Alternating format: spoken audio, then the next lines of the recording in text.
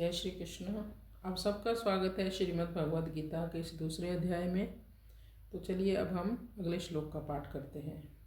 बुद्धि युक्तो जहातीह उभे सुकृत दुष्कृते तस्मात् योगाय युज्यस्व योगः कर्मसु कौशलम। बुद्धि युक्तो जहातीह उभे सुकृत दुष्कृते तस्मात् योगाय युज्यस्व योगः कर्मसु कौशलम। बुद्धि युक्तो जहाती है, यानी वो जो व्यक्ति भगवान की भक्ति में लगा रहता है वो दोनों प्रकार के कर्मों को त्याग देता है, सुकृत और दुष्कृत।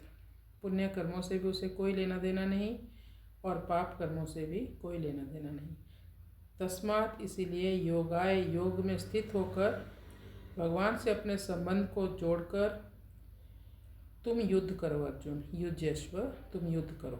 और ऐसा युद्ध योग है। कर्म की कुशलता क्या है? कर्म की कुशलता यही है कि हम अपने सभी कर्मों को करते समय भगवान का स्मरण करते रहें, भगवान को याद रखें, भगवान से जुड़े रहें। खाना तो सब लोग खाते हैं, लेकिन जो लोग भगवान को भोग लगाकर खाना खाते हैं वो सबसे पहले अन्न दोष से मुक्त हो जाता है, पाप कर्म से मुक्त हो जाते हैं वो लोग। हर व्यक्ति इस संसार में कोई ना कोई कार्य कर ही रहे हैं। कोई व्यापार कर रहा है, कोई जॉब करता है।